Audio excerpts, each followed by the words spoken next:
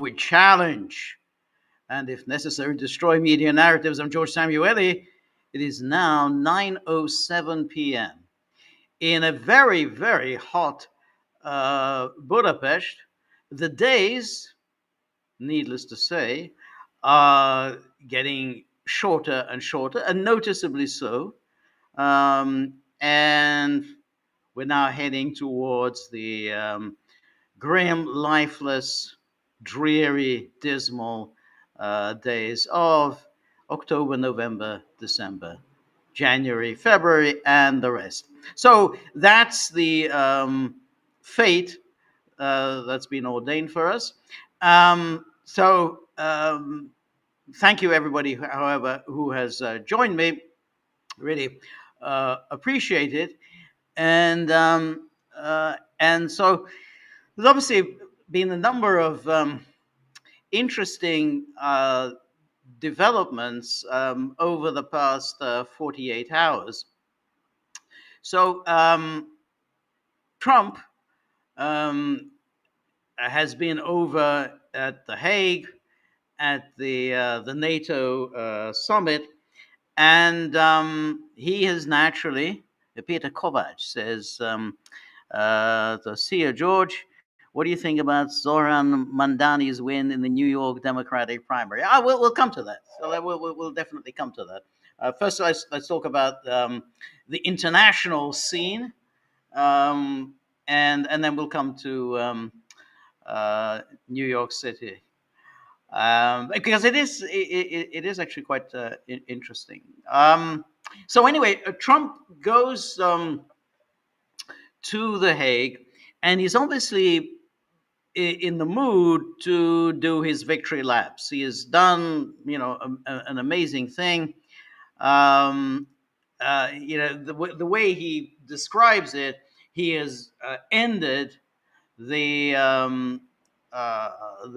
Iran nuclear nuclear weapons program. Of course, there wasn't a nuclear weapons program, but he sort of said, "Oh, it's a nuclear program." And then he seems to be suggesting that he's on the brink of some kind of a fantastic new deal with Iran and give him the Nobel Peace Prize already. And then the other thing that, of course, happened at this NATO summit was this the commitment by all NATO member states, with the exception of Spain, to spending 5% of GDP on defense. Now, of course, the 5% is a rather fictional number.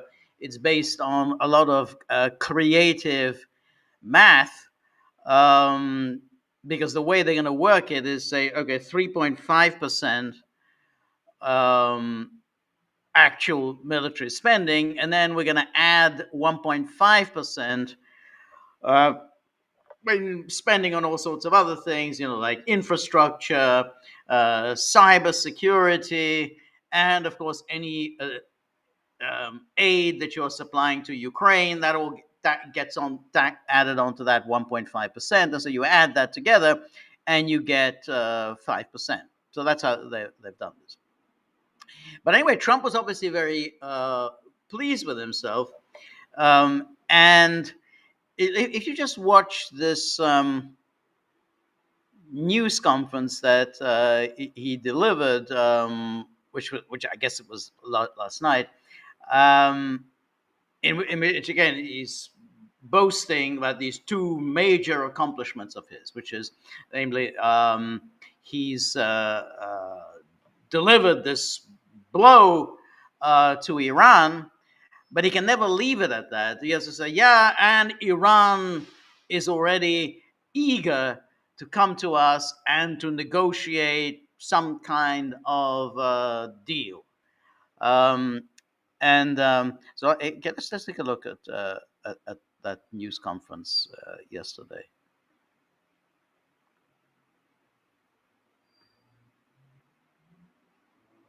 The time before flying home.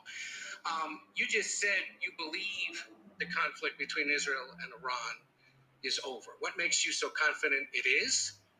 And what do you do if it isn't? Because I dealt with both, and they're both tired, exhausted. They fought very, very hard and very viciously, very violently, and they were both satisfied to go home and get out. And can it start again? I guess someday it can. It could maybe start soon. I think a big telltale sign was when, as you know, Iran somewhat, but not much, violated the ceasefire, and Israel had the planes going out that morning, and there were a lot of them, 52 of them. And I said, you got to get them back. And they brought them back. They didn't do anything. They brought them back. It was very good. I thought it was amazing, actually. They have fought a hell of a war. They fought very hard. I think the war ended, actually, when we hit the various nuclear sites with the planes. And I just hope you people can give these pilots, these are the best pilots in the world. They're the best shots in the world. They call them shots. That's what they are. And wait a minute. And I just hope you can give them the respect they deserve, because they came home to fake news. And like, oh, gee, there was hardly any damage. The things are decimated. So, but I think, no, I think they're very much finished. I think Israel's going to get back to doing what they do. And I think that Iran's going to get back. You know, Iran has a huge advantage. They have great oil, and they can do things. I don't see them getting back involved in the nuclear business anymore. I think they've had it. They've been at it for 20 years, and I don't see that happening either. Now, if it does, we're always there. It won't be me. It'll be somebody else, but we're there. We'll have to do something about it. Yes, please, go ahead. All right. So you can see here what he's doing is saying, well, Iran is now out of the nuclear business. And today, CNN was reporting, and obviously this is on the basis of leaks from the administration, that the U.S. and Iran are actually very close to a deal whereby Iran gives up all enrichment on its territory and will be perfectly happy with a civilian nuclear energy program entirely provided for it by the United States and its various allies in the Gulf. So let's take a look at this story from CNN. And here is the headline: Details emerge of secret diplomatic efforts to restart Iran talks. And then it goes on. The Trump administration has discussed possibly helping Iran access as much as $30 billion to build a civilian energy producing nuclear program, easing sanctions, and freeing up billions of dollars in restricted Iranian funds. So that's quite a lot there that the Americans are allegedly promising. So easing sanctions and freeing up billions of dollars in restricted Iranian funds, so money that's frozen. All part of an intensifying attempt to bring Tehran back to the negotiating table. And then key players from the US and the Middle East have talked with the Iranians behind the scenes, even amid the flurry of military strikes in Iran and Israel over the past 2 weeks. These discussions have continued this week after the ceasefire deal was struck.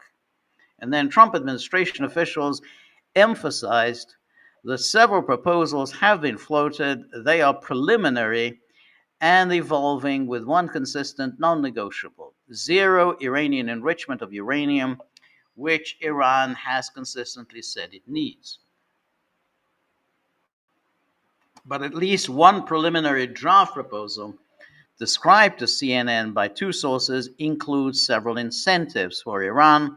Some details were hashed out in a secret hours-long meeting between U.S. Special Envoy Steve Witkoff and Gulf partners at the White House last Friday, the day before U.S. military strikes against Iran. Well, that's nice that we're just already working out the details a day before they bombed Iran.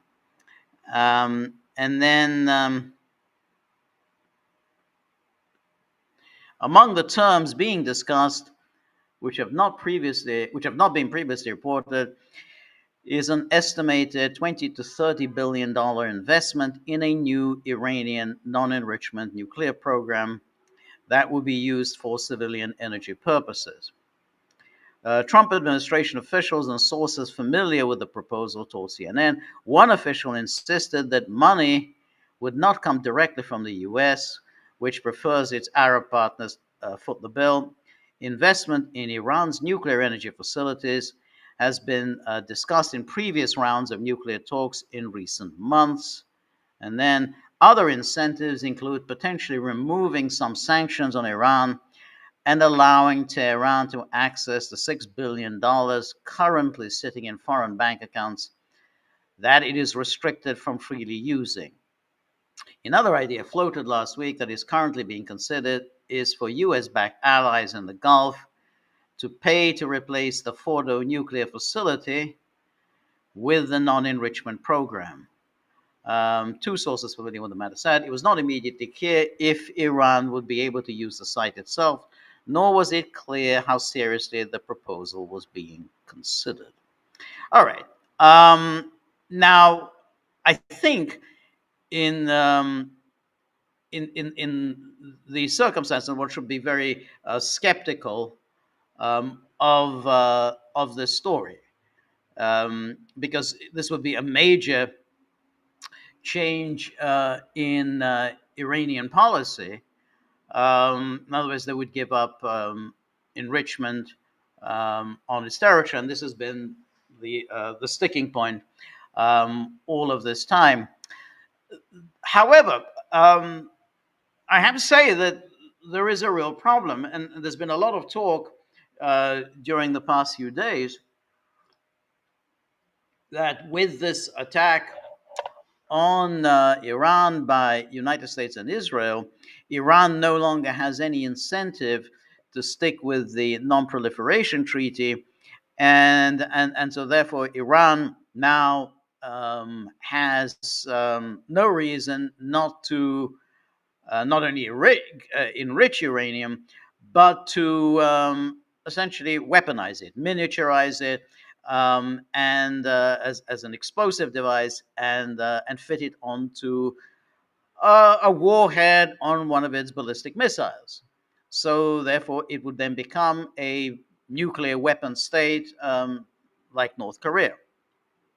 So that's the argument, and it does make sense that what is the point of being a member of the non-proliferation treaty if you're likely to be if you're not a nuclear weapon state, you're going to be attacked, and you're particularly going to be attacked by two nuclear powers, nuclear powers, namely United States and Israel. So that's certainly a very strong argument, and it's an argument that should have held sway with the Ayatollahs, really, ever since they saw the example of what happened to Saddam Hussein, who had no weapons of mass destruction, what happened to Gaddafi, who had no weapons of mass destruction, what happened to Bashar al-Assad, who had no weapons of mass destruction, what happened to Milosevic in Serbia, who had also no weapons of mass destruction. If you don't have the means to defend yourself, you are going to get thumped. And clearly, that was a position that would have been very reasonable for Iran to take. But instead, Ayatollah Khamenei issued this fatwa against nuclear weapons, said, no, it goes against the Quran, and so we're not going to develop nuclear weapons.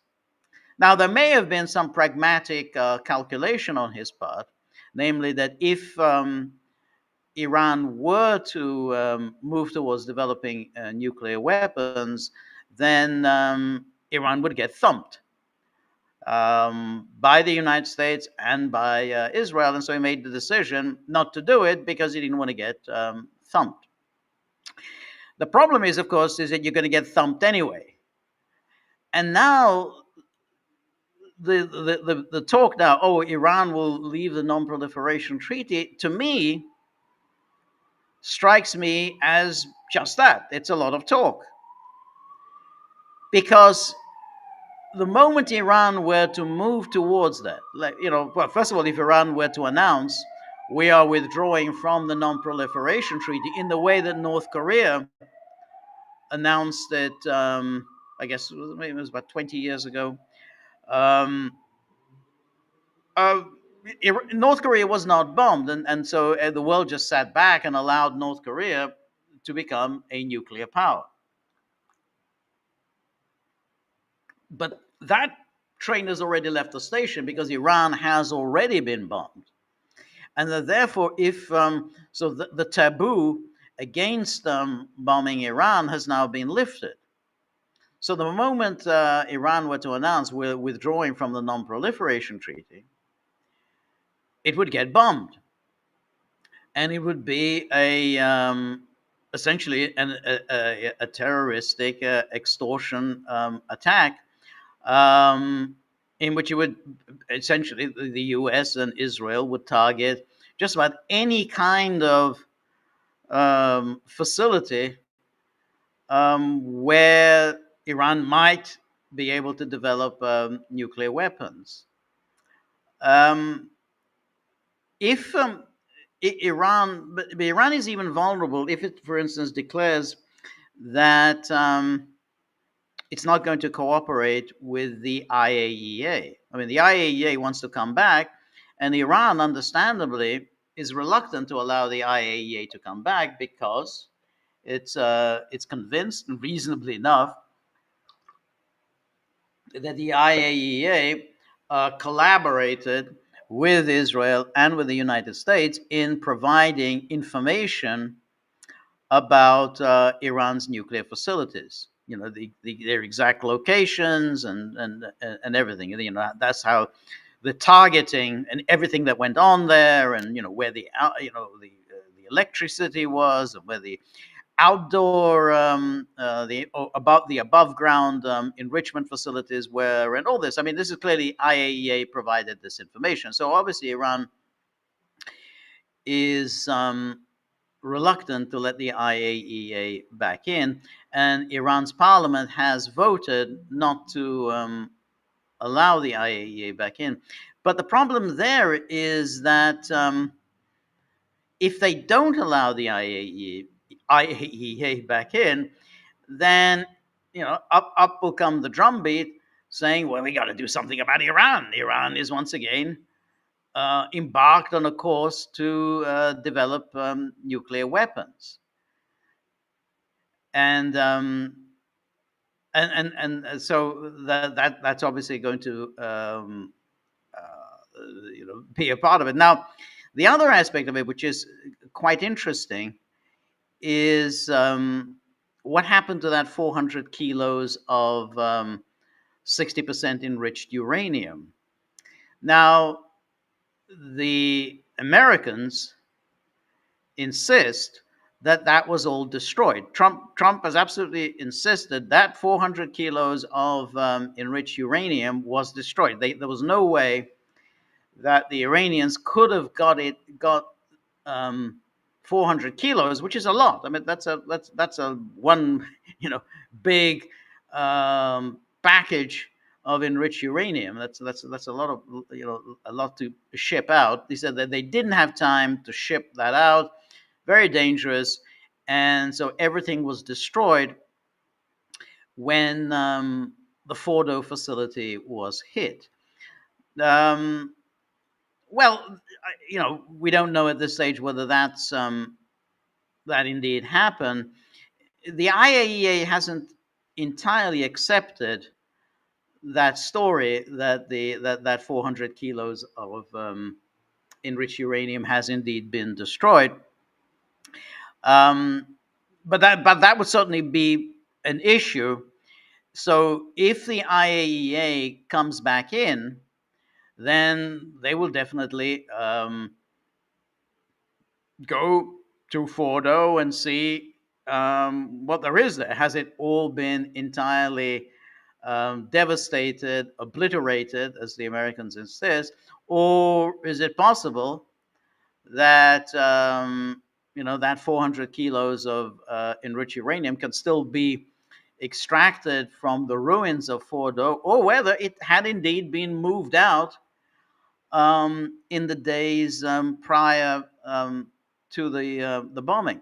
But of course, if it had been moved out, then there will indeed be an a unrestricted obligation on the part of the Iranians to hand the 400 kilos over. They say, well, you got to hand it over.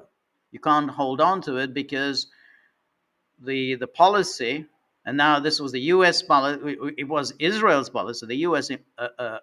Adopted Israel's policy, but now NATO also adopted the U.S. policy, which is zero enrichment, which wasn't the policy of at least the key NATO powers, the E3 that took part in the JCPOA, because in the JCPOA they did allow this 3.67% enrichment, but now that's changed, and the position, as always, to follow the Americans, the position of the E3, and that means NATO, and there is zero enrichment.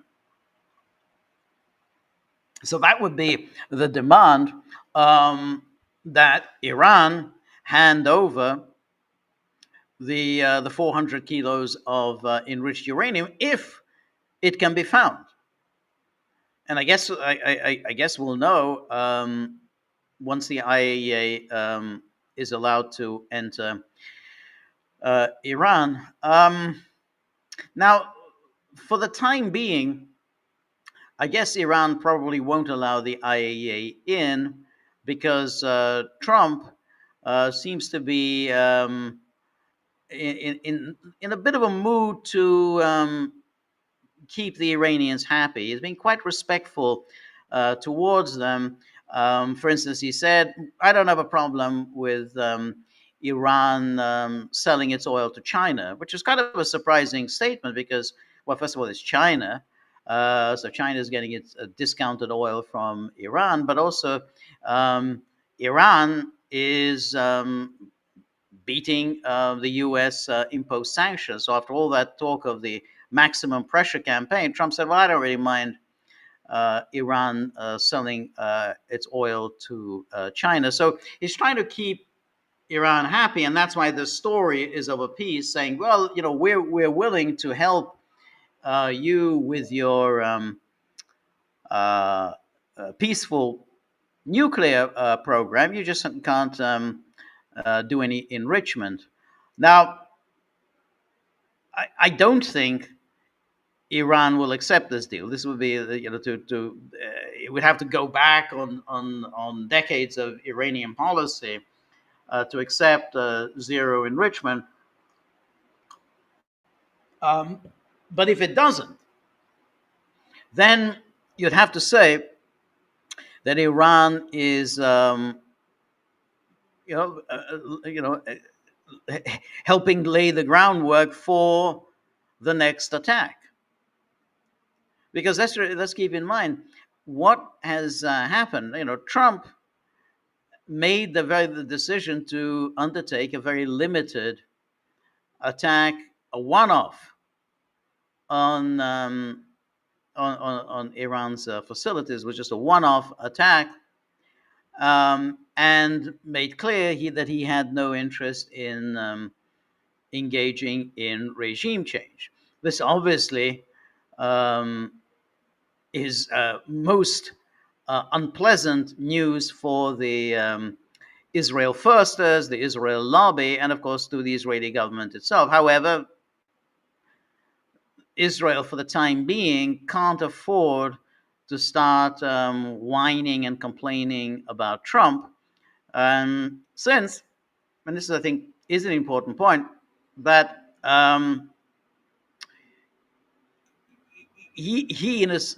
Trump had, in a sense, saved Israel. This war, this attrition war that was now going at a quite a crisp pace between Iran and Israel really wasn't going terribly well for Israel.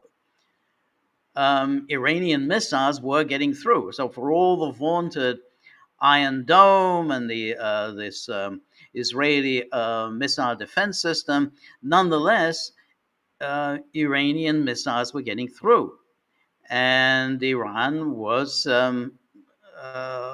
hitting targets inside Israel, and Israel's vaunted security and invulnerability had been pierced. And so I think Trump was right when he was suggesting that clip that we played, when he was suggesting that both Iran and Israel wanted this war to stop. This really was not a good look for Israel to see Iranian missiles hitting their cities on a regular basis. So they came to an end. Now, as far as Israel and the Israel lobby is concerned, this is clearly just the end of round one. They have not achieved what they wanted to achieve, which was, of course, regime change. They want this the regime of the mullahs gone, and they are going to work towards it. Now, how they're going to do it? I mean, there's obviously a return to the bombing campaign. That's obviously a possibility, but they're going to have to replenish themselves. They're going to have to strengthen their missile defense system. So that's going to take a little bit of time. I think they're going to have to do that. But I think that will be combined with an additional campaign against Iran, in which they're going to foster all kinds of separatist and irredentist movements in Iran. So there's all kinds of non-Persian ethnic groups in Iran that can definitely be whipped up into some kind of a nationalist fervor. It's been done countless times before in other countries, but you have the Kurds there, you have the Azeris there, you have the Baluchis there. I mean, there are people saying, "Oh, this won't happen because if you whip up the Baluchis into a kind of a nationalist fervor, the Pakistan isn't going to like it." Well, Pakistan doesn't get a say in this, and they say, "Well, if you whip up the Kurds, then the Turks won't like it." Well, again, no one cares about the Turks, and so on. So I don't think that will be a problem, and they're obviously going to try to fuel some liberal movements in Tehran, some the kind of urban intelligentsia that have probably been exposed to Western culture. Maybe had spent time in the United States, spent time in Europe, and they would be obviously quite susceptible to entreaties from CIA to start agitating against the government in Tehran. So that there are all kinds of mechanisms that can be put in place for an attempt at regime change. That doesn't mean it's going to succeed. Doesn't mean that the rule of the Ayatollahs is likely to be overthrown in the near future, but it's certainly a distinct possibility, and particularly as Israel will not accept in the long term the survival of this the government in Iran. They've had to back off because Trump wanted this back off. Trump, he did for Israel more than any other president had done. Remember, they've been seeking U.S. Help in bombing Iran for decades. They tried to get Bill Clinton to do it. They tried to get George W. Bush to do it, Obama. They finally got it with Trump. So Trump did um, what Israel wanted. Um, but having done that, Trump also said, "Well, that's it. Thus far, and no further." And then Israel had to accept. But as I say, Israel could not by itself continue with the war. So once Trump made clear that the only military action that he would support, as far as the United States is concerned, the only action was these attacks on Iran's nuclear facilities. Then Israel just had to click its heels and said, "Okay, that's as far as we're going to go," because otherwise they would have been on their own fighting a protracted war against Iran, and they really didn't want to do that. They're not strong enough. Iran is 10 times the size of Israel, and clearly, however much of a hit Iran took, however much of the ballistic missiles that Israel destroyed and its launches that Israel destroyed, still, Iran was able to launch enough missiles that a number of them got through and managed to inflict pain on Iran. So now we get to the somewhat very uninteresting debate that's taking place in the United States, which is the media, who are reasonably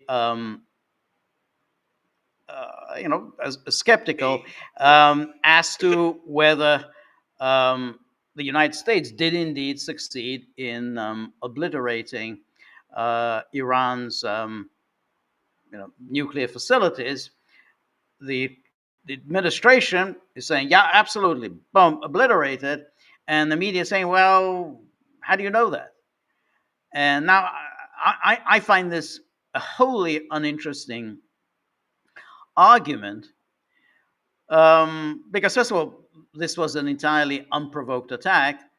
And the question of whether it succeeded or didn't succeed really is neither here nor there, because after all, Iran wasn't doing anything wrong. Iran was acting in accordance with the Non-Proliferation Treaty, and the United States had not presented any evidence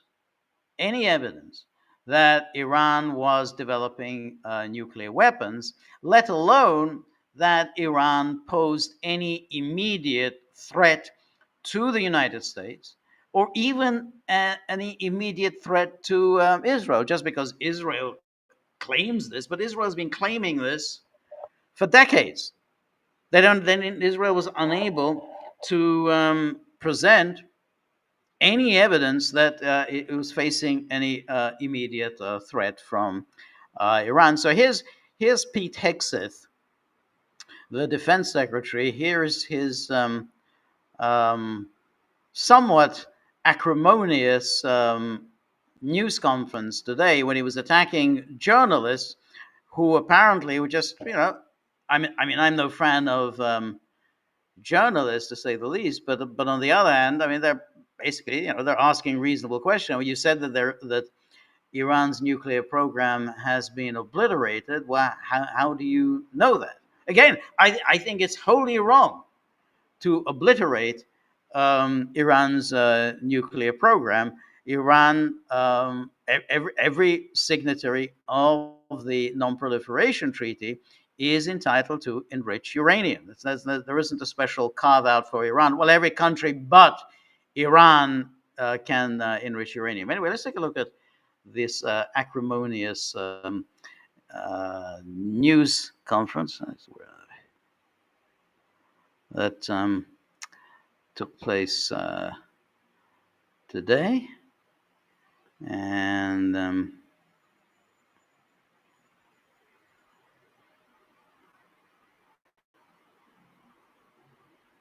a lot of discussion about what happened and what didn't happen. Step back for a second. Because of decisive military action, President Trump created the conditions to end the war, decimating, choose your word, obliterating, destroying Iran's nuclear capabilities. I want to read some of the assessments that have been provided, because whether it's fake news, CNN, MSNBC, or the New York Times, there's been fawning coverage of a preliminary assessment. I've had a chance to read it. Every outlet has breathlessly reported on a preliminary assessment from DIA. I'm looking at it right now. Again, it was preliminary, a day and a half after the actual strike, when it admits itself in writing that it requires weeks to accumulate the necessary data to make such an assessment. It's preliminary. It points out that it's not been coordinated with the intelligence community at all. There's low confidence in this particular report. It says in the report there are gaps in the information. It says in the report multiple linchpin assumptions are what this assessment, a linchpin assumption, you know what that is? That means your entire premise is predicated on a linchpin. If you're wrong, everything else is wrong. And yet, and still, this report acknowledges it's likely severe damage. Again, this is preliminary, but leaked because someone had an agenda to try to muddy the waters and make it look like this historic strike wasn't successful. I'm going to get to the chairman in a moment because he's going to lay out the particulars for you based on his professional military experience. But here's what other folks are saying. The DIA that put that report out says this is a preliminary low confidence report and will continue to be refined as additional intelligence becomes available. How about the Israeli Atomic Energy Commission? The devastating U.S. strikes on Fordow destroyed the site's critical infrastructure and rendered the enrichment facility inoperable. Have any of these quotes made their way into the New York Times or the Washington Post? MSNBC? CNN? Any of these quotes? How about this one? This is a new one from the UN, the United Nations. No friend of the United States, or certainly Israel often. Here's the head of the UN Atomic Energy Agency this morning, Rafael Grossi. U.S. and Israeli strikes caused enormous damage to Iran's nuclear sites. Don't take my word for it. How about the IDF's chief of staff? I can say here that the assessment is that we significantly damaged the nuclear program, setting it back by years. I repeat, years. The Iranian foreign minister, the spokesman, our nuclear installations have been badly damaged, that's for sure. I'm sure that's an understatement. John Radcliffe, the director of the CIA, putting out a statement just last night. CIA can confirm that a body of credible intelligence indicates Iran's nuclear program has been severely damaged by recent targeted strikes. Now, as I said, I don't find all of this terribly interesting. Now, he's saying he's using the term severely damaged. Now, severely damaged could mean a lot of things. But what he said and what Trump has said, well, it was, obliterated. Now, obliterated means it's destroyed beyond recovery. That's clearly what obliterated means, destroyed beyond recovery. Severely damaged would mean it can be recovered. It'll take some work. It'll take major expenditure of resources, but it can be done. So he's kind of playing with words here. But as I say, I don't really care very much because I think this whole thing was wrong to begin with. I think it was wrong to bomb Iran. And above all, the way this argument is being carried out is as if somehow this was indeed an attack on Iran's nuclear weapons program. But in fact, that just hasn't been established. It hasn't been established that there's any attack here on any kind of a nuclear weapons program, because there's just no evidence that there was a nuclear weapons program, and that's been stated by the Tulsi Gabbard and the DNI itself. That just that there's no evidence that Iran had that there's such a program.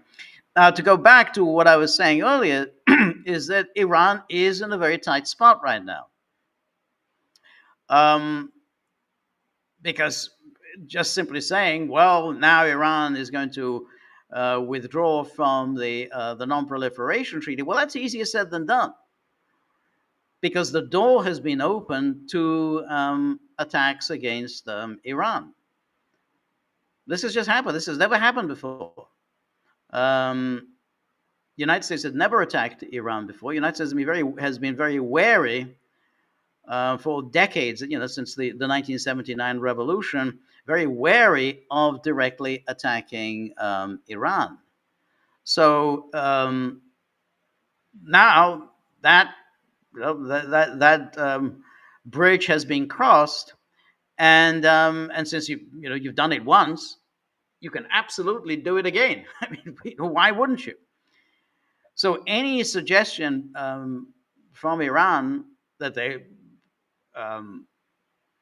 leaving the Non-Proliferation Treaty, or that they are returning to enriching uranium, will, without question, provoke another attack. So that's why I think Iran's options are quite limited here. Now, as I say, Trump is trying to make nice with Iran and making all these offers, which I read out in that story in the CNN. Yeah, we'll help you set up a nuclear energy program, but of course you can't do your own enrichment. You're going to get your nuclear fuel from elsewhere. You're not going to be able to develop it yourself. I don't think Iran will want to accept that, but it's going to be a difficult thing for them to do, because I'm assuming that that it is correct that their nuclear program has been severely damaged. I mean, I'm not going to go down the path of claiming it's been obliterated, but I'm assuming it has been severely damaged, which means that it is going to be quite a task, quite an expensive task to relaunch something like a nuclear enrichment program, particularly as once the U.S. intelligence gets a sense that this has happened, then Iran is likely to be attacked. I mean, keep in mind, North Korea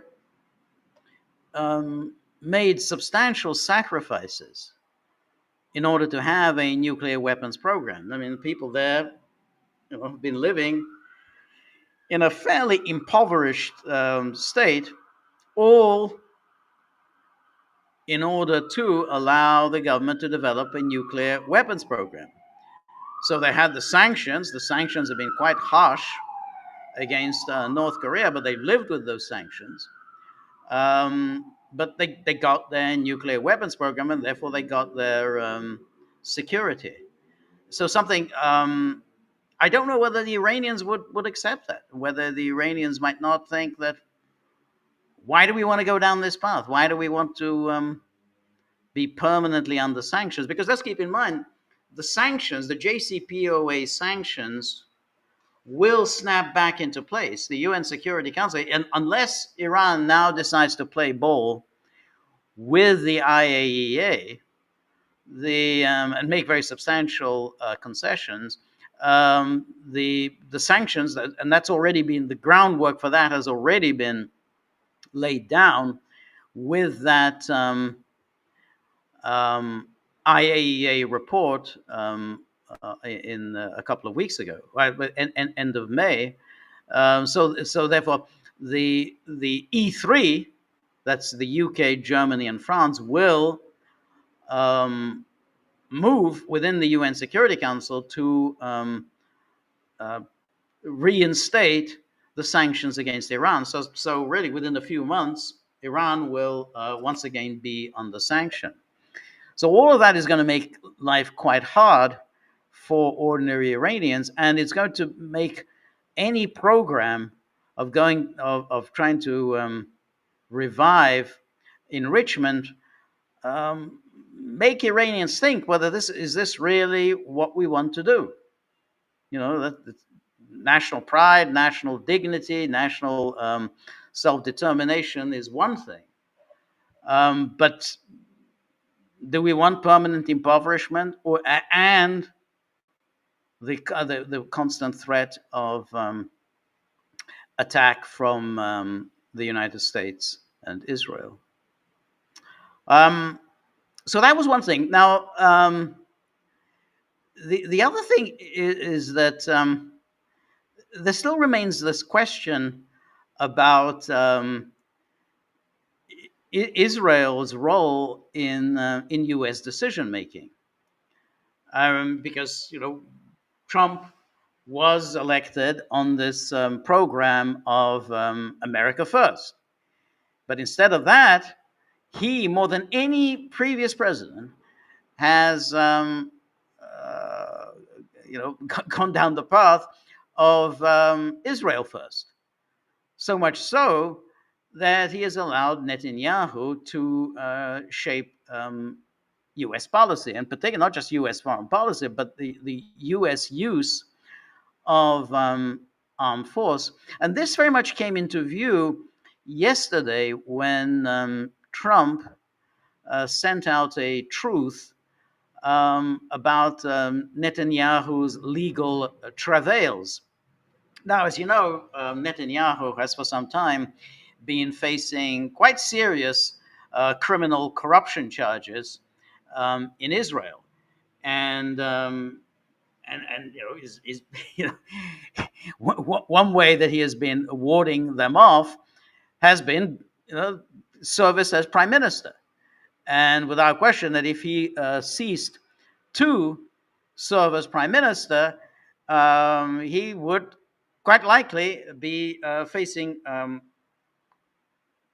trial and conviction and possibly imprisonment. Anyway, this has been known about for some time,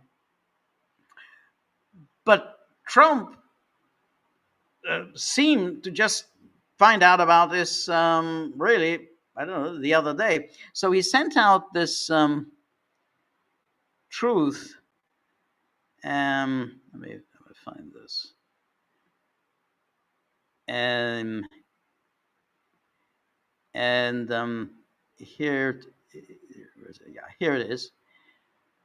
It's a very long truth, and he made clear here, really, what he's been doing all this time. Trump, has been doing with Israel all this time. So here he says, breaking news. I was shocked to hear, so it's like he apparently is the first person to have heard about this. I was shocked to hear that the state of Israel, which has just had one of its greatest moments in history and is strongly led by Bibi Netanyahu, is continuing its ridiculous witch hunt against their great wartime prime minister. So it's a ridiculous witch hunt. So he's intruding into not just the domestic affairs of Israel, but into its legal affairs. Keep in mind, Netanyahu never interfered in all the legal prosecutions that Trump has faced. I mean, Trump was charged in 4 separate criminal cases, 2 federal and 2 state, and Bibi never interfered and said, well, this is an outrage, that Trump should have to endure such persecution. But here he is, he's the great wartime prime minister. Bibi and I just went through hell together. Well, that's interesting. In what way did Trump go through hell? He sent B-2 bombers to bomb Natanz and the Fordo nuclear facilities, and then he launched some 30 cruise missiles from submarines. Where was the hell? I don't get. I don't get the hell. He sent it on Saturday evening, and then by Sunday he had already ended it. So I said, Bibi and I just went through hell together, fighting a very tough and brilliant longtime enemy of Israel, Iran. So again, as I said, Trump is making nice with Iran, full of very respectful, brilliant, longtime enemy of Israel. And Bibi could not have been better, sharper, or stronger in love for the incredible Holy Land. For the incredible Holy Land. Why is Trump talking about the Holy Land? Well, again, if you're America first, why are you preoccupying yourself with the Holy Land? Anybody else would have suffered losses, embarrassments, and chaos. Bibi Netanyahu was a warrior like perhaps no other warrior in the history of Israel. And the result was something that nobody thought was possible. A complete elimination of potentially one of the biggest and most powerful nuclear weapons anywhere in the world. A complete elimination of potentially one of the biggest and most powerful nuclear weapons anywhere in the world. What is he on about? What nuclear weapon? There was no nuclear weapon, let alone one of the biggest and most powerful nuclear weapons. I mean, it's just fantasy. I mean, it's like, you have the United States and Russia that possess, I don't know how many nuclear missiles, how many warheads, and whatever. But so saying it's potentially one of the biggest and most powerful nuclear weapons anywhere in the world, and it was going to happen soon. It was going to happen soon. We were fighting literally for the survival of Israel. Now, notice what he said here. We were fighting literally for the survival of Israel. He just blurts out what we had suspected, which is that this was all about Israel, that Iran posed no threat to anybody except Israel. And even then, it was just what Israel claimed, that it posed any kind of a threat. We were fighting literally for the survival of Israel. And there is nobody in Israel history that fought harder or more competently than Bibi Netanyahu. Despite all of this, I just learned that Bibi has been summoned. Go back. Bibi is summoned to court on Monday for the continuation of this long-running. He has been going through this horror show since May of 2020, unheard of. This is the first time a sitting Israeli prime minister has ever been on trial. Politically motivated case concerning cigars, a Bugs Bunny doll, and numerous other unfair charges in order to do him great harm. You have to wonder, though, where is Trump getting this information regarding, it's cigars, a Bugs Bunny doll, and numerous other unfair charges. It sounds like this is coming straight from Mark Levin and Sean Hannity. In order to do him great harm, such a witch hunt for a man who has given so much is unthinkable to me. He deserves much better than this, and so does the state of Israel. Bibi Netanyahu's trial should be canceled. Well, that's really interesting. So here is the U.S. president demanding that Bibi Netanyahu's trial be canceled immediately, or a pardon given to a great hero who has done so much for the state. Perhaps there is no one that I know who could have worked in better harmony with the President of the United States, me, than Bibi Netanyahu. It was the United States of America that saved Israel. So again, blurts out something: the United States that saved Israel. So everything, it was clearly, this war was about Israel. It was the United States that saved Israel. Let's go. What was it that he said before? He said, we were fighting literally for the survival of Israel. And now it was the United States that saved Israel. And now it is going to be the United States of America that saves Bibi Netanyahu. The travesty of justice cannot be allowed. So the United States is going to save Bibi Netanyahu because apparently the United States is demanding that this trial be cancelled or Netanyahu be pardoned, and somehow this demand on the part of the United States must be fulfilled.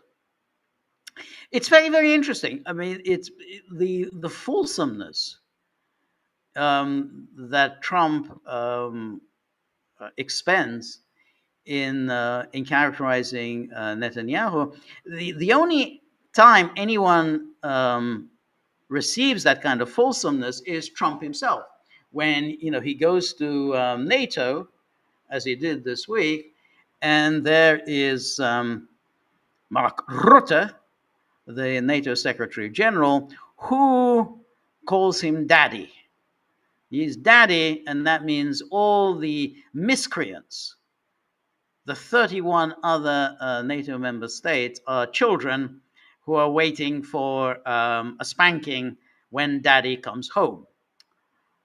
So, but that's the way Rutte sent a very fulsome, ingratiating, obsequious, sycophantic, you choose your adjectives, message to Trump, which Trump, of course, retruthed. But that's what people say to Trump about Trump. But here's Trump using exactly the same kind of fulsome language about Netanyahu. So apparently, the only person in the world that Trump kind of looks up to is Netanyahu. Now, the demand that somehow Israel drop its charges against Netanyahu because Trump says so is certainly bizarre and unlikely to be fulfilled. And you have to then wonder whose bright idea this was to send out this truth. Now, maybe it was Bibi. Well, maybe it was the Sean and Mark Levin who wanted Trump to do this. But it's nonetheless quite creepy in that he admits that he's open about it, that Iran really posed no threat at all to the United States, and the United States simply entered this war on behalf of Netanyahu. Now, this kind of talk is obviously, it's hardly anything very new. We just say this because it's because there's so much evidence for it. But it is still very, very weird that an administration that comes to power promising America first should embark on a policy of Israel first, and a policy in particular that, this is a war Israel launched, and that and that the United States jumped in. And here Trump is quite accurate that the United States jumped in because it knew that Israel simply wasn't strong enough to sustain a long war of attrition against Iran. I mean, he knows this. That's what he said. We saved Israel because Israel could not go on fighting for any protracted length of time against Iran, a country 10 times its size. And it's clear, even from newspaper accounts, that this caper of bombing Iran was conceived by Netanyahu, and at some point, we're not sure when, at some point, Trump decided to sign off on it.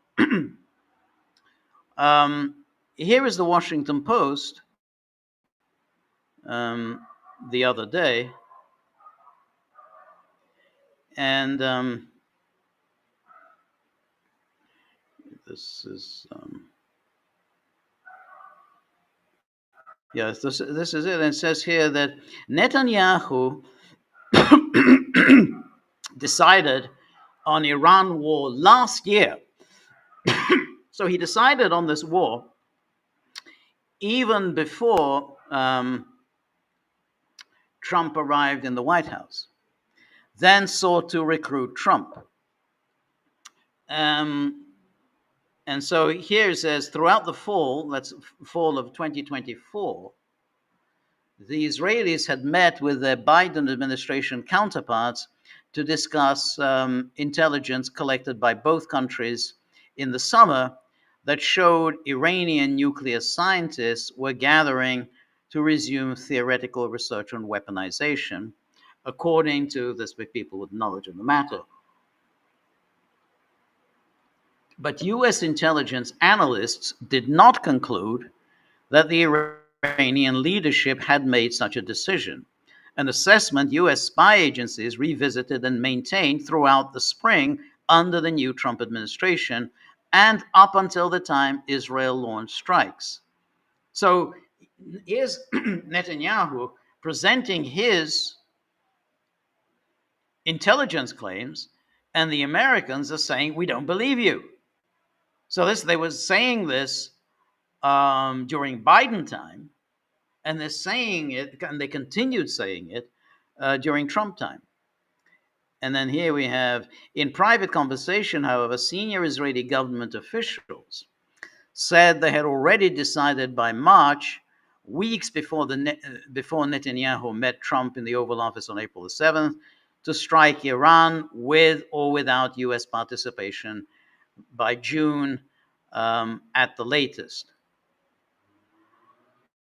The reasoning was that Iran would have rebuilt its air defenses by the latter half of the year.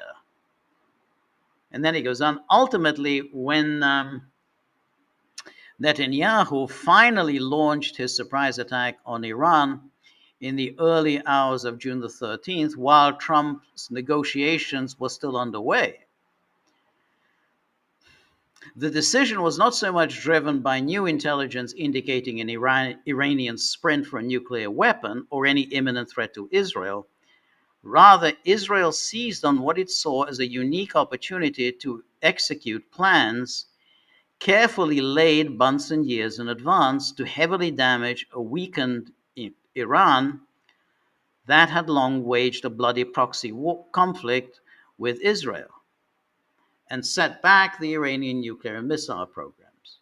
So what he says, that they decided to launch this attack while the negotiations were underway, but there was nothing new, no new intelligence suggesting that there was any threat to Israel. Rather, Israel seized on what it saw as a unique opportunity to execute plans. So what's the unique opportunity? I mean, one unique opportunity is Trump is in the White House. So what else is unique? And then they say whether or not Netanyahu had enough evidence of Iranian progress toward a nuclear weapon to justify an attack has been the subject of intense global debate. And then it goes on.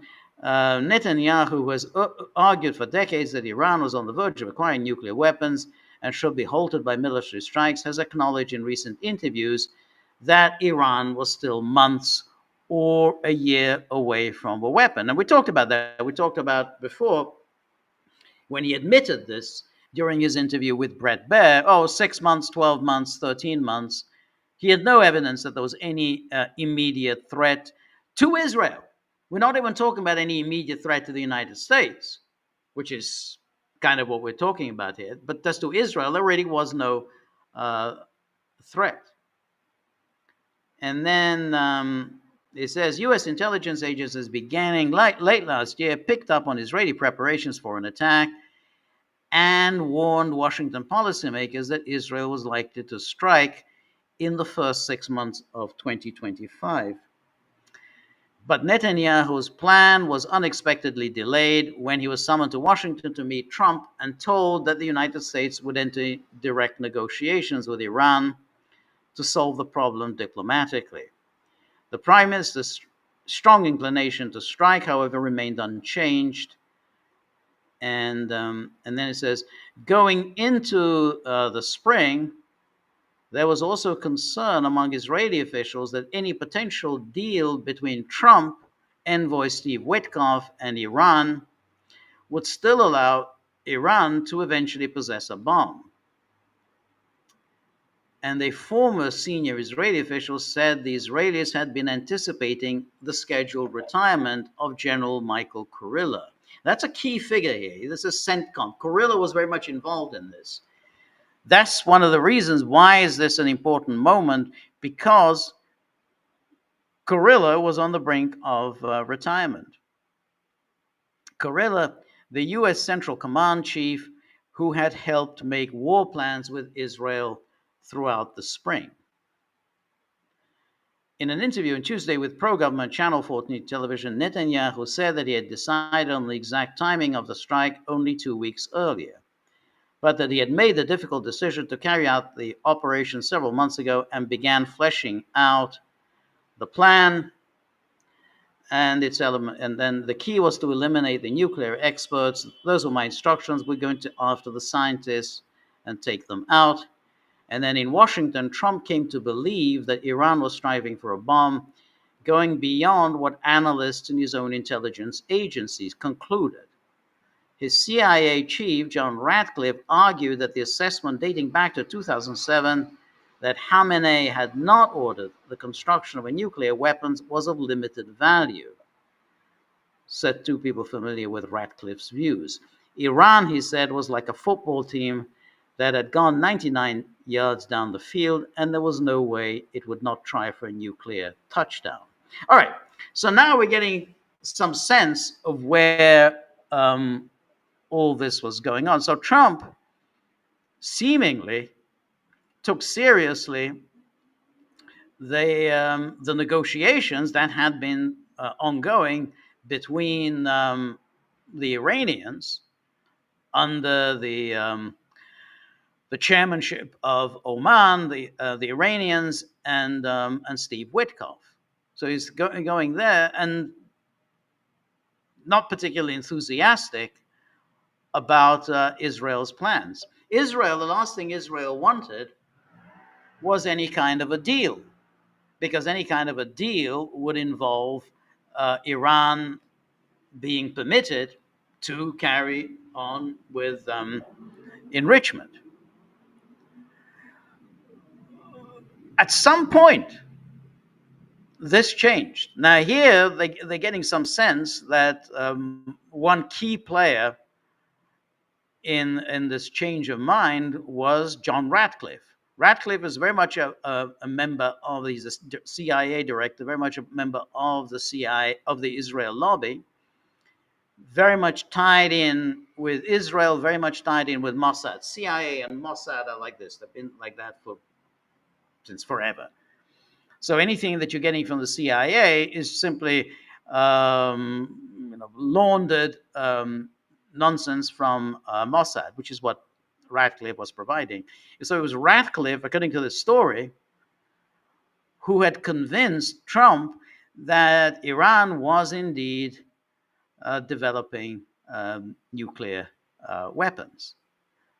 So up until then, the discussion was enrichment. Netanyahu was determined to prevent that, and somehow he persuaded Trump to change his policy. Now, I do think that that's something like that happened. I mean, people are saying, "Oh no, this was always They were in on it together. Trump, Netanyahu, America, Israel were in on it together. The negotiations with Witkoff were a ruse to ensure that the Iranians let their guard down in order to hit Iran while they weren't looking. I'm not sure that there's evidence for that. It seems like Trump was serious about negotiating something, and he was persuaded by Ratcliffe, and then presumably by Kurilla, who had these military plans ready to go. I mean, these attacks, the plan for these attacks were clearly conceived by Kurilla, and that somehow they had persuaded Trump that now is the moment to strike. So that I mean, because I really think that had to be the way this was worked. There's simply no real evidence other than the claims of Israel that that Trump was in on this. Now, he did decide to call a halt, and I have to think that he decided to call a halt when he began to realize, thanks to his intelligence briefings, that Iran was indeed inflicting serious damage to Israel, and that this could not be sustained for long without the United States getting directly involved in a war on behalf of Israel. Hence, then you can discern that in that lengthy truth. Oh, we ensured the survival of Israel, we saved Israel, and everything else. That was his decision making. That this war cannot be allowed to continue, because then Israel is going to be in some trouble, and then the United States will be involved in a full scale war with Iran on behalf of Israel. But nonetheless, it's a quite remarkable state of affairs, whereby you get a policy that is shaped by Netanyahu, but the weakness that you can get, despite all the talk about how strong the Trump presidency is, but clearly the Trump presidency is not strong. Because a strong presidency would have told Netanyahu, knock it off. We're not going down this path of bombing Iran. But Trump was somehow persuaded by this intelligence, and that's handy, when you've got somebody who is as vain and as arrogant as Trump is, that you can get Ratcliffe coming in with some finding and say, hey, this is the latest finding, straight from Mossad, that Iran is on the brink of a breakout for nuclear weapons, and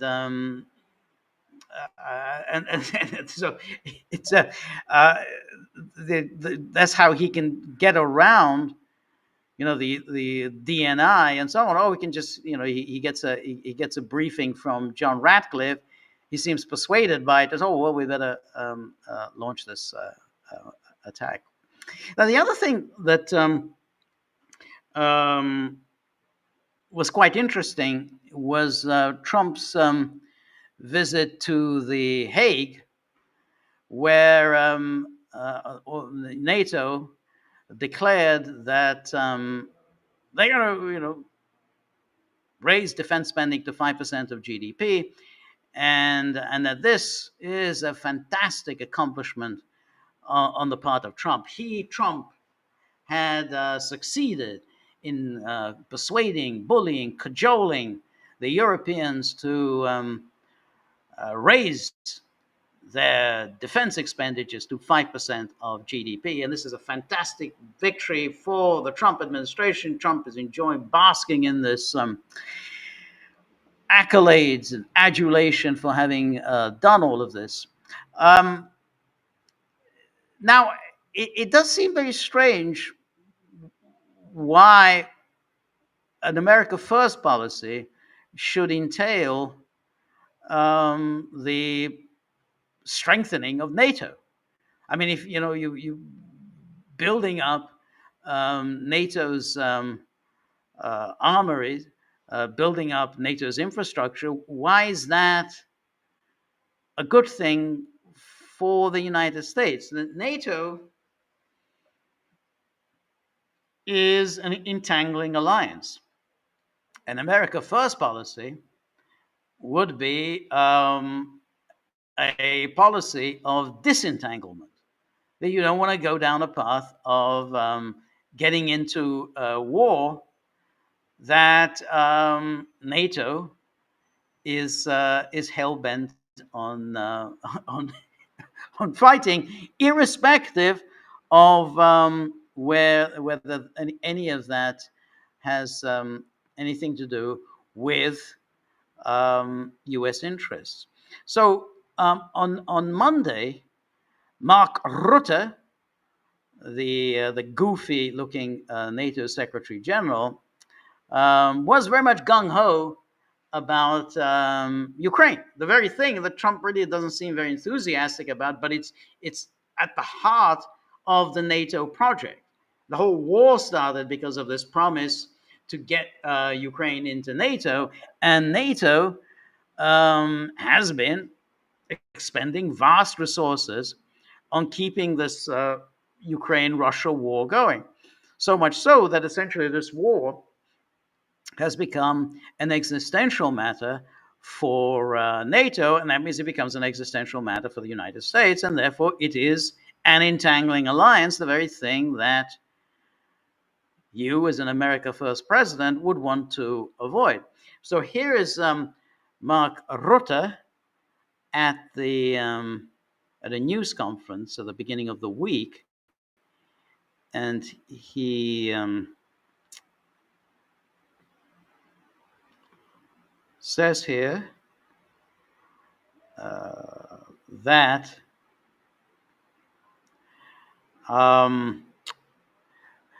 we hold Russia fully responsible for this. Namely, the attacks on innocent civilians. It is against any rule, international rule, and anyway, the whole attack starting in 2014 and a full-scale attack starting in the end of February 2022 is unprovoked. Always keep that word in mind. Unprovoked is totally, by everybody in NATO, seen as something we collectively have to fight back on, making sure that Ukraine has what it needs with our support to take that fight concretely from step to step and make sure they can defend Ukrainian territory. So this has been NATO policy for years and years. Making sure Ukraine has what it needs with our support to take that fight concretely from step to step and make sure that they can defend Ukrainian territory. So the mask has fallen. All the talk about, the ceasefire, we want a ceasefire, we want to negotiations, we've got to move to the negotiating table. We want to bring this war to an end. It basically is gone. I mean, here it is. He just blurts all this out. We know all this. We know that this is NATO policy, but here he's not even bothering to pretend that NATO favors the 30-day ceasefire. This is the reason why I think also last year in Washington, NATO allies agreed that for Ukraine, there is an irreversible path of Ukraine to enter NATO. And that is still true today. And it will still be true on Thursday after this summit. So this is Rutte talking before Trump hit town. This is before Trump's arrival at The Hague. And he knows Trump doesn't like this kind of talk, but he gets it out of his system and says there is an irreversible path of Ukraine to enter NATO, and that is still true today, and it will still be true on Thursday after this summit. Um, and the rest of it is, again, we have to make sure that we have to fight back against Russia, making sure that Ukraine has what it needs with our support to take that fight concretely from step to step and make sure they can defend Ukrainian territory. Whoops, forgot about that ceasefire, which I'm supposed to be supporting. Now that was Rutte before Trump hit town. Once Trump hit town, Rutte was all talk about, oh yeah, the 5%, you got to send up there. We your daddy, you've persuaded us to increase defense spending to 5% of GDP. And then this was in the Hague Summit Declaration, which was very, very terse. Again, in order to keep Trump happy, this wasn't the usual, 100,000 word declaration. This was really very terse, and really didn't say anything beyond the familiar, the 3.5% of GDP, and allies will account for up to 1.5% of GDP annually to inter alia, to protect our critical infrastructure, defend our networks, ensure our civil preparedness and resilience, unleash innovation, and strengthen our defense industrial base. So you're going to count all sorts of things towards that 1.5%, and then we'll say, yeah, everybody's meeting that 5% target. And then he said, allies reaffirm their enduring sovereign commitments to provide support to Ukraine, whose security contributes to ours, and to this end will include direct contributions towards Ukraine's defense and its defense industry when calculating allies' defense spending. So any money that you send to Ukraine will be counted as defense expenditures. So if you palm off some shells to Ukraine, that's going to count towards that 5% goal. But it's also said, whatever you help Ukraine is part of your sovereign commitment. So it's up to each member state to decide what, if anything, it wants to hand over to Ukraine. Now, as I said, the problem with this Trump approach to NATO has always been an obvious one. I mean, if you're going to push for massive increases of military expenditure, if you're going to press all your NATO member states to spend more and more on their militaries, running into debt, because somebody has to pay for it, so you're running into debt, and then you're essentially militarizing the European continent, and you're making more likely that there will be a full-scale war between NATO and Russia. I mean, these NATO member states who suddenly agreed to this 5% of GDP, they did it as part of a bargain. They knew that Trump really wasn't very happy with NATO. He's been grousing about NATO for years and years. Somehow, they're taking advantage of us. They're not contributing enough. They're freeloaders. The usual stuff. So they came up with a bargain, and that's the Mark Rutte bargain. We will all increase our defense expenditures just as you told us to. We will do it, but in return, you have to do a lot more for Ukraine. You have to commit to Ukraine. You can't just simply say, well, we're opting out. You have to commit to Ukraine. And Trump was indeed suggesting that during his presser in The Hague, when he said, yeah, we're going to try and get some Patriot missile defense systems to Ukraine. He actually said that. He made that promise. But he said, we'll get there. It wasn't clear whether they're going to be delivered to Ukraine, or Ukraine's going to pay for it. Ukraine's not going to pay for anything because Ukraine doesn't have any money. So either way, they're going to be delivered. Somebody's going to pay for it. Ukraine's not going to pay for those Patriot missile defense systems. But Trump is now wedded to the NATO policy. He can't now get out of it. So all of the America First people, the Bannons and others, will say, "Oh, this was fantastic, brilliant performance. No president has performed as spectacularly as Trump at The Hague. Bullying, cajoling, thumping the table, getting those lazy, good-for-nothing European freeloaders to cough up some money. What a great achievement!" Yeah, if you do that, you are wedded to the Ukraine policy. There's no two ways about it. You're not going to just go on spending and spending and spending, and it doesn't result in some kind of an armed conflict. If this really is a classic case when the Chekhovian, the theory of drama, whereby if you have a gun hanging over the mantelpiece in the first act, then you know that in the third act it's going to be used by someone. So absolutely, the notion that you can just have all these huge expenditures for NATO, that you can bask in all the adulation from Rutte and Macron and Starmer and not be tied to their policy on Ukraine is just a fantasy. Anyway, let's go to our locals page and see what the Gagglers are thinking. These are the people, these are the contributors, the people who make our work here possible. They're very generous, and the most important thing is that they keep the dogs happy, despite all the complaining that we get from the dogs. That they're dissatisfied. But what's really matters is that we have this our locals loyal community that help out, and so I really appreciate, and of course the dogs, if they were more civilized, they would appreciate it as well. Anyway, let's take a look. And here we have Stone Raver.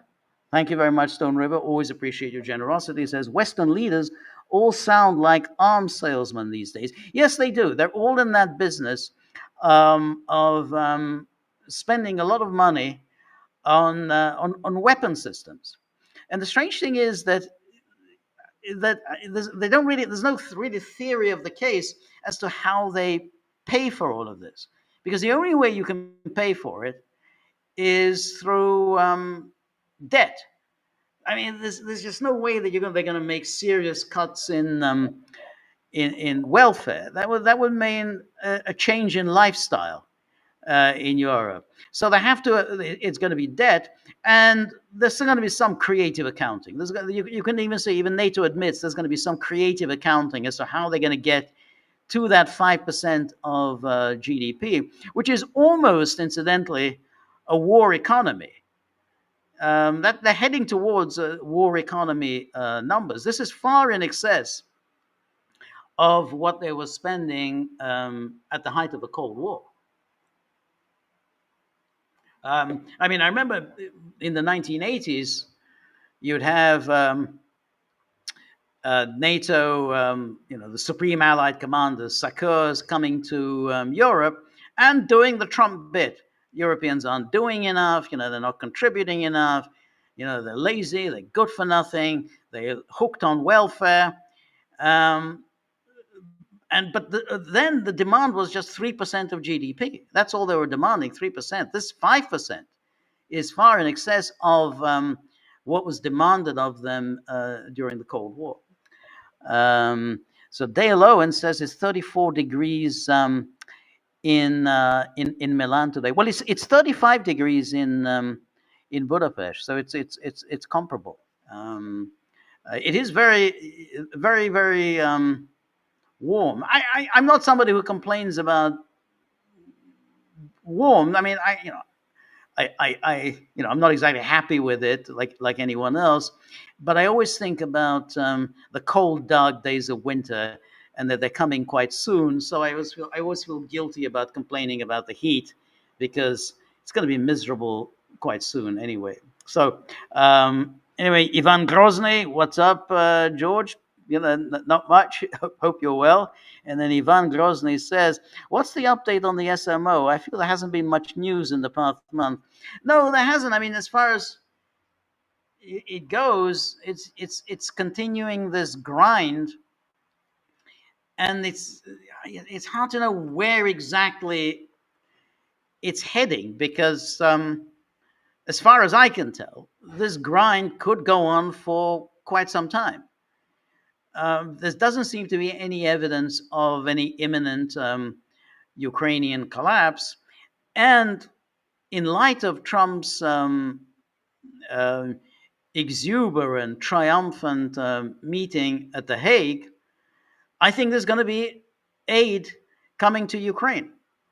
Trump did not seem at all pleased or friendly about Russia and Putin. He was quite nice about Zelensky, and he made that promise about the Patriot missile systems. As long as the arms keep flowing into Ukraine, I don't see any imminent collapse. And that's the thing about this war of attrition, is that it could go on for a long time. And it's hard to see how it serves anyone's real interests. I mean, that's been my feeling along. I mean, if given the scale of the casualties suffered by Russia and Ukraine, two brother nations, according to Putin himself, in fact, more than that, they are one people, according to Putin himself, then you say they're just getting killed. And without any clear advantages obvious. I mean, just even securing that additional territory, that 20% of Ukraine, I don't quite know what exactly that accomplishes for Russia. Russia's not short of territory. But even accomplishing that requires an enormous expenditure of human resources. And for a country like Russia, with a serious demographic issue even before the start of the SMO, it doesn't seem a very sensible policy. So I was hoping, the optimism that somehow Trump would bring this thing to an end. I think it's very unlikely now. I think there's no indication that there's any peace plans or any real proposals on the table. Trump is now wedded to NATO, so I think it's going to just continue. This grind continues without any sign of collapse on either side. And why I think it is tragic is that it's Russians and Ukrainians who are dying. I mean, if Germans were dying, or if Estonians were dying, or something like that, they would say, okay, well, that's great. Some of the somebody other than of these Slavs is dying, and so that's good. These are sort of Russia's permanent enemies. They're dying, but this is a war that's being fought between Russians and Ukrainians, and NATO. They're just in the catbird seat. They just have their feet up and they're watching this, and they're quite happy to see it. I mean, they're happy to see Ukrainians dying as long as Ukraine can go on fighting and killing Russians. So Europeans couldn't care less how many Ukrainians are sacrificed. So doesn't seem like there's any major changes afoot. And then NKMRD says, regarding the SMO, what I heard is constant forward movement by Russia with some good punches from Ukraine lately, but probably not too serious. I don't know what's going on with the Odessa. I think it's going to be a real hard push to get Odessa. I mean, we've been hearing about Odessa for some time. Odessa is going to be a hard one to capture. It's very heavily fortified. The Ukrainians and NATO have done a great deal to fortify it. It's going to be. They've had 3 years, if not longer, to fortify Odessa. It's going to be a tough fight to take Odessa. So and I think it's true for most of the major targets that Russia needs to take. I mean, we're just even talking about the Donbass, which again, after almost now 3.5 years, the Donbass still hasn't been taken. So it's like within Donetsk, Slavyansk and Kramatorsk still have not been taken. And then, let alone when we come to Kharkov and Odessa, Dnipropetrovsk, and the rest. I mean, this is big strategic targets that need to be taken. So this SMO goes on while the major targets still are not in Russia's hands. Anne-Marie, always very good to see you. Thank you so much, Anne-Marie, for your generosity. Anne-Marie was a outstanding professional musician, and we're very fortunate to have her here in this community, and who always contributes really interesting and insightful observations and thoughts about music. And we're very lucky to have somebody who can speak about music from the inside. She has always written about whatever we post on the Gaggle Music Club, and she's written some really interesting things about this week's music club selection, which was Beethoven's Egmont Overture. And so do please go to that. It's on the our locals page. The Egmont Overture is posted there. And then after you've listened to it, it's very short. It's only really a few minutes. Please read what Anne-Marie wrote. It was really fascinating, and I learned so much from her contributions. So, really good. So please go there, listen to the Egmont Overture, and then read Anne-Marie's observations. So thank you, as always, Anne-Marie, for your generosity, for your contributions. And then Anne-Marie says, and it was 35 degrees in Basel yesterday, so kind of what's here. And I had to play Carmina Burana at an open air event. What do you think of that piece? I have to say, Carmina Burana is I quite like.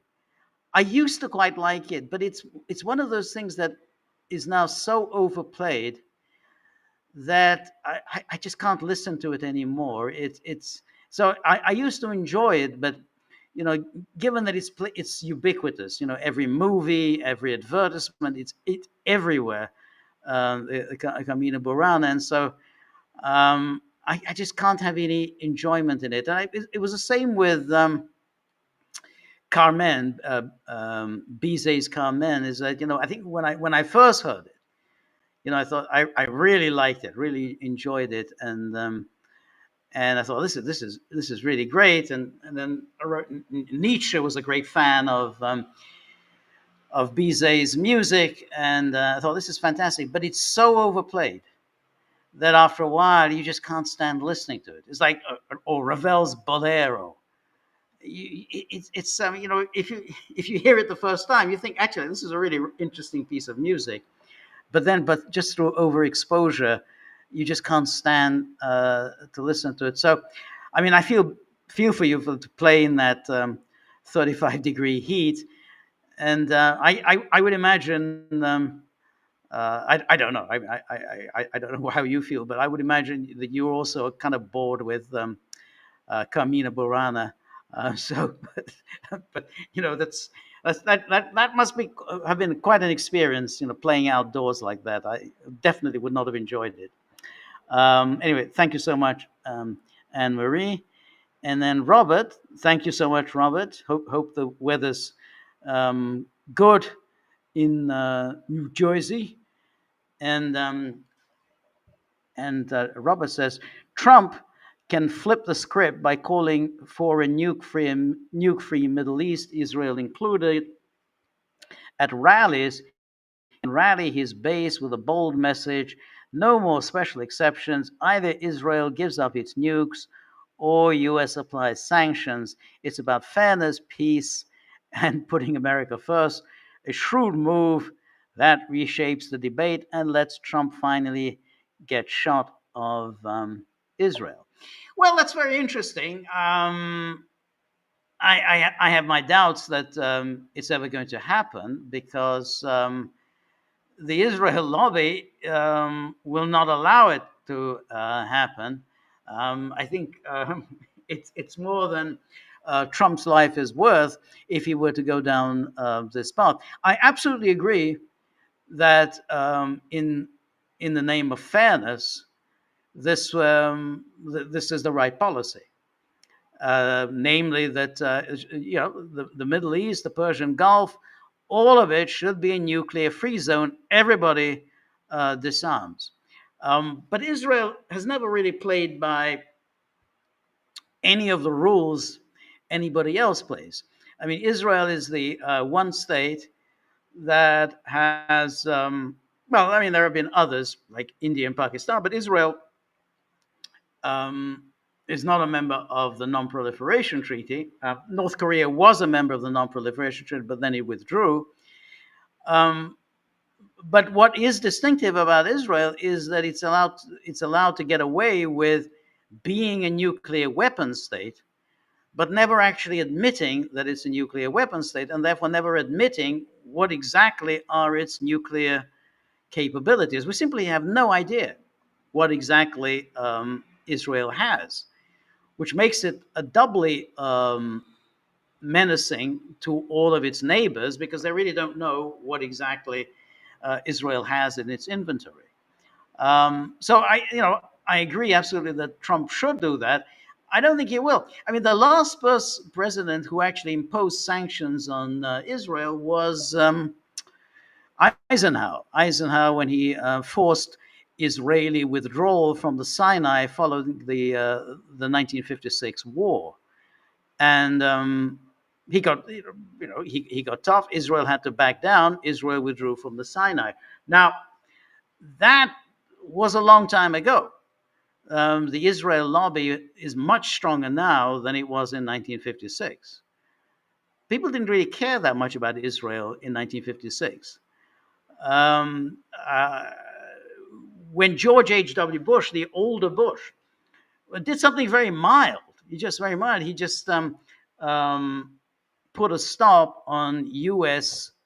Loan guarantees going to Israel that were being used to build settlements in the West Bank. So all George H.W. Bush did is saying no loan guarantees from the U.S. government, and there was an almighty uproar against Bush, and Bush never really recovered. Because the Zionist lobby went to war against George H.W. Bush, and then next year he was comfortably defeated by Bill Clinton. I'm not saying that was the only reason, but once the Israel lobby goes after you, and then all the neocons, went after Bush, he was done. So I have to say, Trump can get tough with Netanyahu. We saw this week. He got tough with Netanyahu when Netanyahu was about to unleash, I don't know how many bombs on Iran. And Trump was really pissed off. He said, hey, I just called a ceasefire, and you're about to dump the biggest payload of bombs you've ever dumped on Iran. Iran is going to have to retaliate in response, and then there goes my ceasefire, and there goes my Nobel Peace Prize. And so when he made that clear, he was angry, and he made that clear to Netanyahu, and Netanyahu backed away. But it was already all about his own vanity, his own notion of getting the Nobel Peace Prize. It wasn't really about any strategic vision of a nuclear-free Middle East, which I think is a very good policy, but I just don't see Trump pushing forward with it. Anyway, thank you, Robert. Thank you for your generosity. Marty, it's always very good to see you. Marty has posted, as is his wont, a meme And there's Trump raising a glass.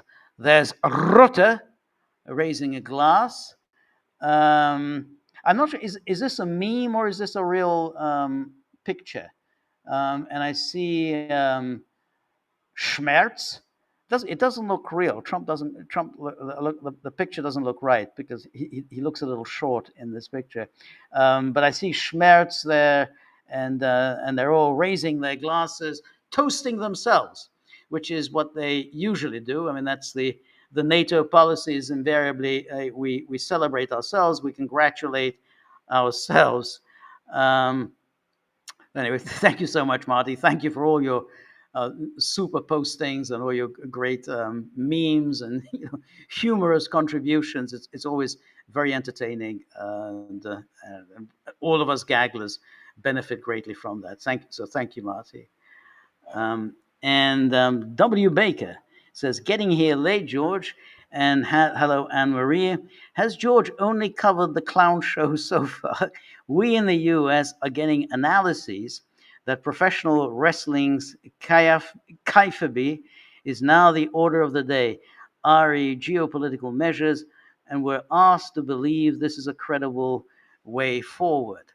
Well, the thing is that with Trump, because he's so mercurial, that we're always in a situation that we don't know, what is appearance and what is reality.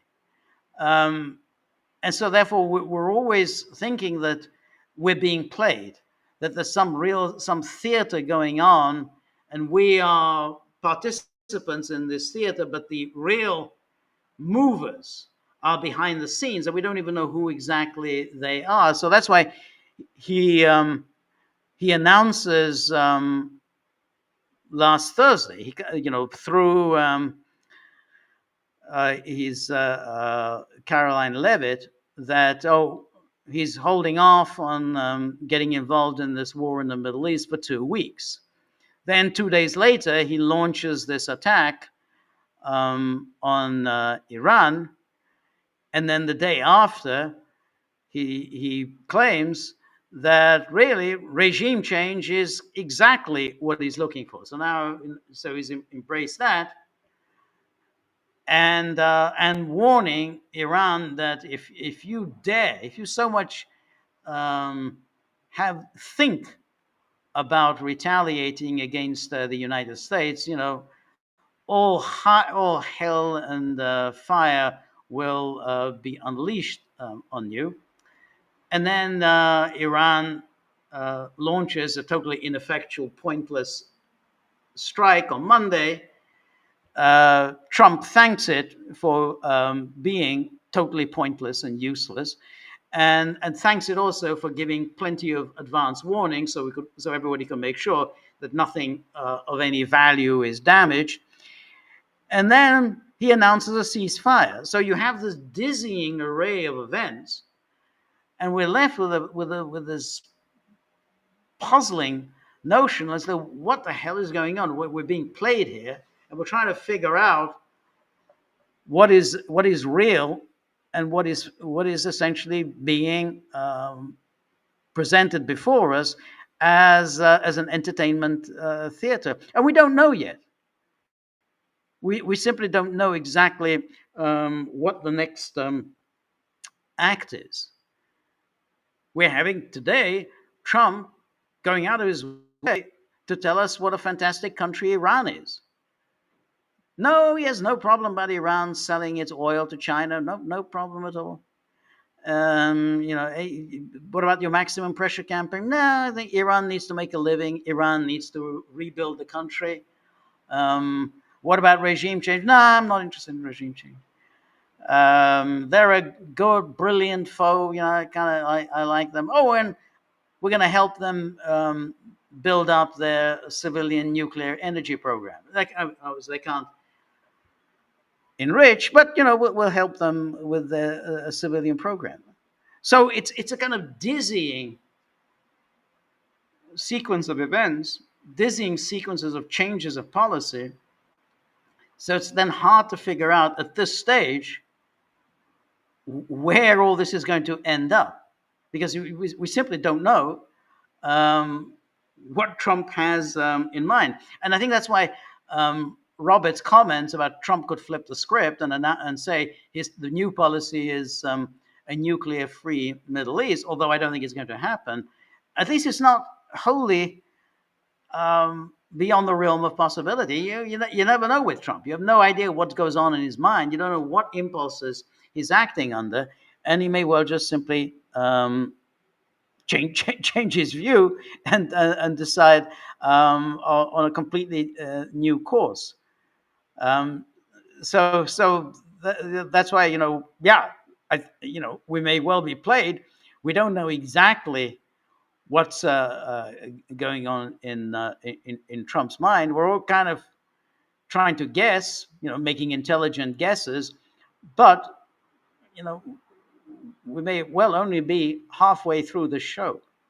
We don't know what's going to happen in the next few days. Anyway, thank you very much, W. Baker. Thank you very much for your generosity. Really appreciate that. Thank you so much. And it says complete clown show. Yeah, okay. um, and Robert says it's possible Trump isn't focused on Iran's enrichment at all.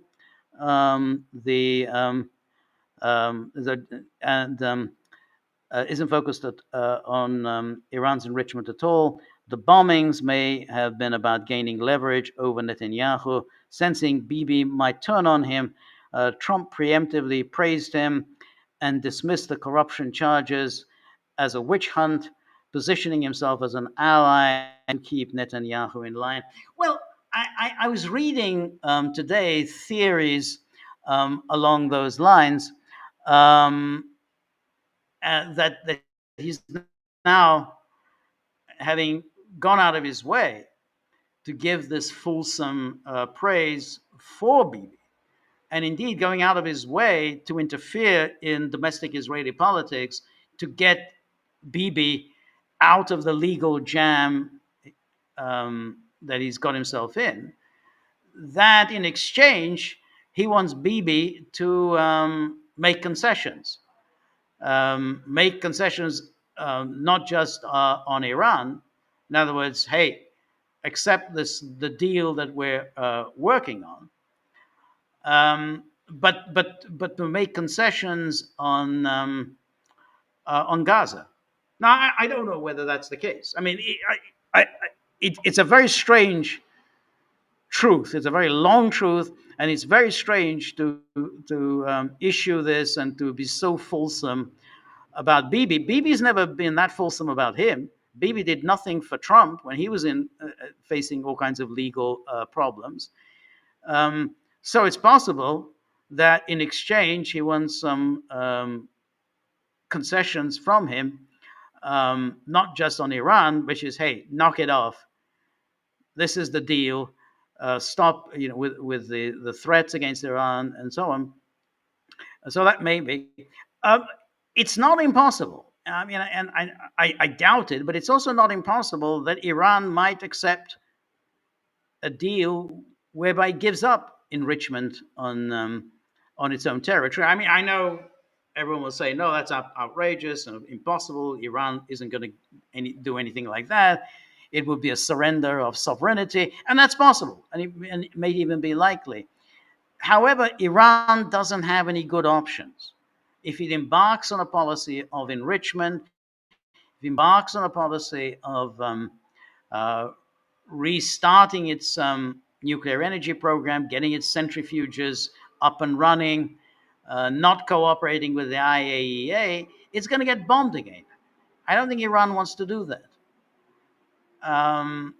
So it might decide that this is not, which, I mean, that's what Trump is counting on. And I think it's a long shot that Iran might be better off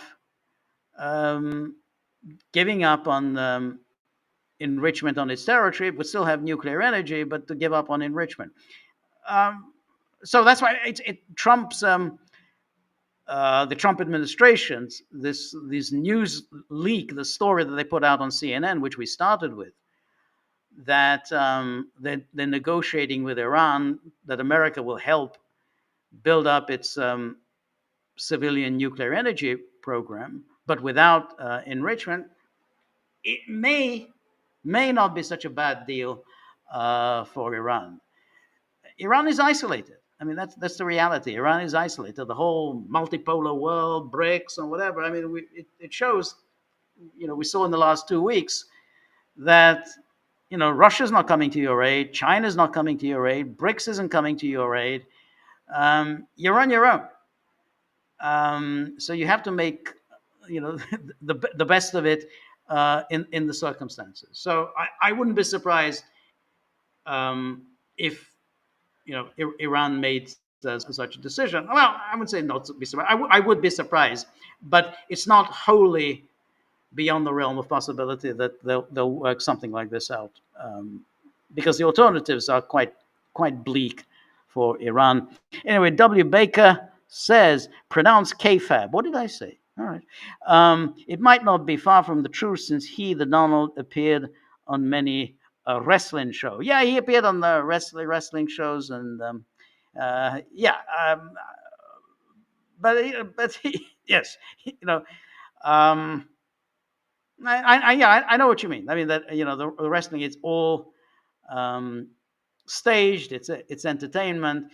It looks like there's some real sport being conducted, and in a way, there is some real sport that goes on in wrestling. I mean, these wrestlers are extremely strong. I mean, they if you look at them, I mean, they're just packed with muscle.